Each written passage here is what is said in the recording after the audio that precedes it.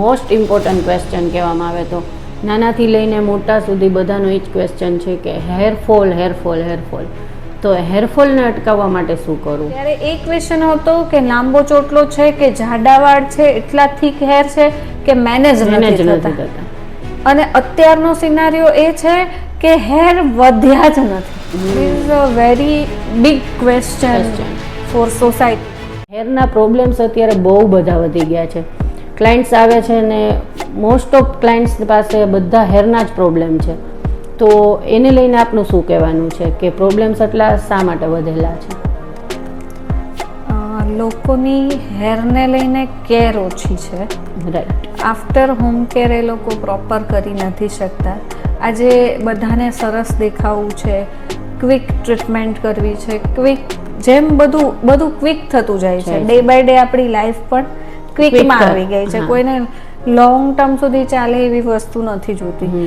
તો ઘરે પણ હોમ કેર કરવામાં તમારે પેશન્સ રાખવું પડશે, પ્રોપર કેર કરવી પડશે, પ્રોપર ફૂડ ઉપર જવું પડશે. કેમિકલ પ્રોસેસ કરાવો છો તો એના પછી તમારે આફ્ટર કેર કરવી જ પડશે. તો એ બધી કેરિંગ અલગ અલગ ટ્રીટમેન્ટ વાઇઝ તમારે જોવું પડશે. હા, એ બહુ જોયું છે કે અત્યારે છે ને બધા કેમિકલ પ્રોસેસ બહુ વધી ગઈ છે. પ્રોટીન ટ્રીટમેન્ટના નામે રિબોર્ડિંગ છે અને અત્યારના ટ્રેન્ડ પ્રમાણે લોકો કરાવે છે અને કરાવવું પણ જોઈએ. પણ કરાવ્યા પછી કરાવવામાં જેટલો ઉત્સાહ છે ને એટલો પાછળ આફ્ટર કેરમાં નથી.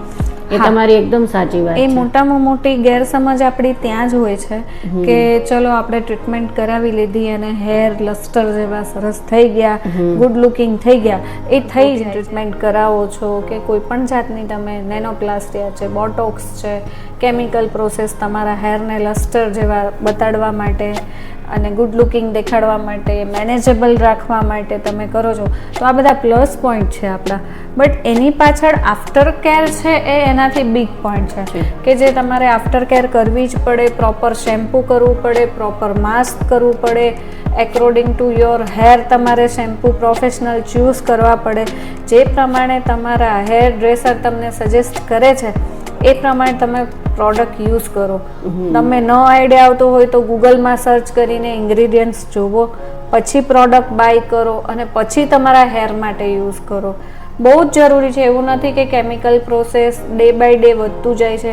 બહુ સારી ઓર્ગેનિક પ્રોડક્ટ્સ પણ માર્કેટમાં આવી ગઈ છે અને બહુ સરસ સરસ પ્રોડક્ટ હોય પણ છે. બટ એવું મિથ પણ છે કે કેમિકલ કરાવ્યા પછી મારા હેર બહુ બગડી ગયા છે, રફ થઈ ગયા છે અને પ્રોબ્લેમ્સ વધી ગઈ છે કે બ્રેકેજ વધી ગયા છે. બટ એ પણ છે કે તમે આજે માર્કેટમાંથી કંઈ પણ વસ્તુ લેવા જાઓ તો કોઈ પણ ઓર્ડિનરી વસ્તુ લઈને યુઝ ના કરવા માંડો. તમારા હેર માટે શું જરૂરી છે એ જોવો, સમજો, પછી યુઝ કરો. સેકન્ડ થિંગ, તમે આજે પટોળું પહેરો છો તો તમે કેમ ડીસી જ કરાવો છો, કેમ એને ઘરે શેમ્પુ વોશ નથી કરતા? તો આજે અને સિમ્પલ સાડીને કેમ તમે મશીન વોશ કરો છો? તો એ વસ્તુ જો તમે સમજતા હોય તો તમે હેરમાં પણ એ વસ્તુ તમારે સમજવી પડશે કે કોઈ પણ પ્રોફેશનલ તમે કલર કરાવો છો, ટ્રીટમેન્ટ કરાવો છો, કેમિકલ પ્રોસેસ કરાવો છો તો એનું આફ્ટર કેર એટલું જ ઇમ્પોર્ટન્ટ છે, એટલું જ એનું મેન્ટેનન્સ ઇમ્પોર્ટન્ટ છે. બરાબર છે. હવે બીજું એ પૂછવાનું હતું કે અત્યારના સમયનો જે મોસ્ટ ઇમ્પોર્ટન્ટ ક્વેશ્ચન કહેવામાં આવે તો નાનાથી લઈને મોટા સુધી બધાનો એ જ ક્વેશ્ચન છે કે હેરફોલ તો હેરફોલને અટકાવવા માટે શું કરવું? આજે એ વાત બહુ સાચી છે તમારી કે સાવ ટીનેજર્સ આવે છે ને તો એ લોકો પણ હવે એમ કહે છે કે હેરફોલ થાય છે.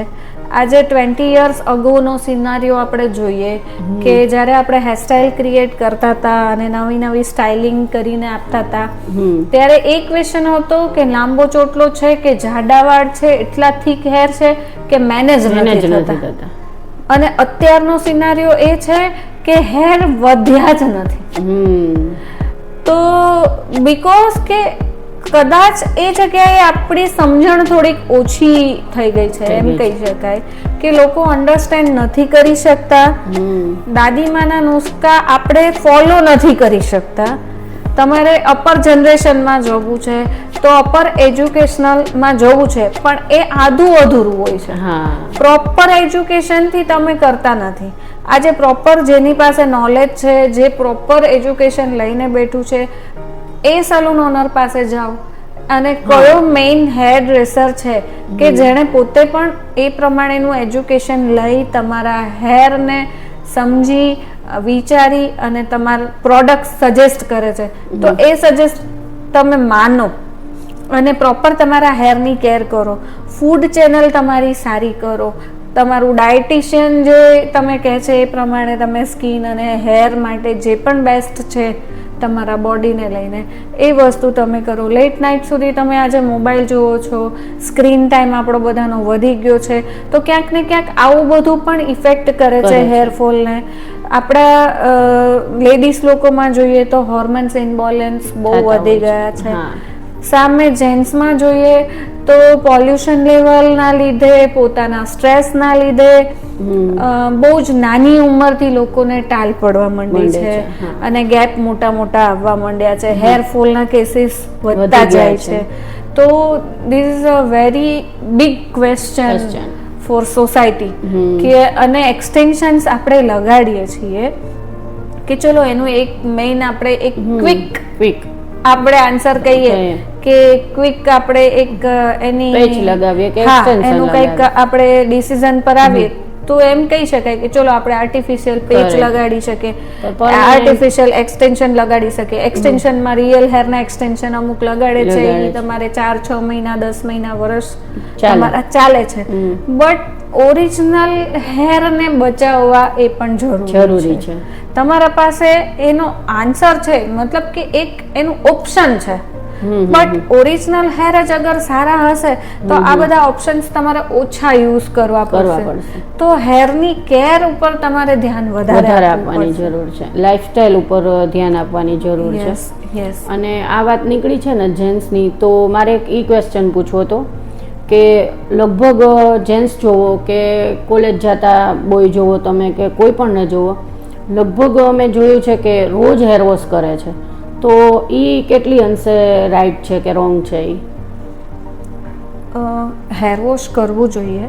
હેર અને સ્કાલ્પ ક્લીનિંગ કરવું એ મોસ્ટ ઇમ્પોર્ટન્ટ છે. બટ તમે ક્લીન શેનાથી કરો છો એ પણ મહત્વનું છે. અગર તમારું સ્કાલ્પ ઓઇલી છે તો તમારે ઓઇલ કંટ્રોલ પ્રોડક્ટ યુઝ કરવી પડશે. અગર તમારું સ્કાલ્પ ડ્રાય છે તો તમારે નરિશમેન્ટ વાળી પ્રોડક્ટ યુઝ કરવી પડશે. તો આજે શેમ્પુ સિલેક્ટ કરો છો તો એ તમારા ટ્રાઇકોલોજિસ્ટ કે તમારા હેર ડ્રેસર કે એ પ્રમાણે શેમ્પુ સજેસ્ટ તમને જે કરવામાં આવે એ તમે શેમ્પુ યુઝ કરી શકો છો, તો કોઈ પ્રોબ્લેમ નથી, તો વાંધો નથી. હેરને પણ નરિશમેન્ટ રાખવા માટે ટ્રીટમેન્ટ્સ આવતી હોય છે. ઓઇલ સ્પા થતા હોય છે, સિમ્પલ સ્પા થતા હોય છે, સાથે સાથે થોડાક માસ્ક છે કે કન્ડિશનિંગ યુઝ થતું હોય, સિરમ યુઝ થતા હોય છે. તો આવા બધા તમે પ્રોડક્ટ્સ પણ યુઝ કરી શકો છો. એટલે કરી શકો તમે રોજ યુઝ કરી શકો, બટ એકોર્ડિંગ ટુ એક્સપર્ટની સલાહ ઇટ્સ મોસ્ટ ઇમ્પોર્ટન્ટ. સાથે સાથે according to your hair, your scalp, તમારા સ્કાલ્પને શેની નીડ છે એ સમજી વિચારીને પ્રોડક્ટ યુઝ કરવી જોઈએ.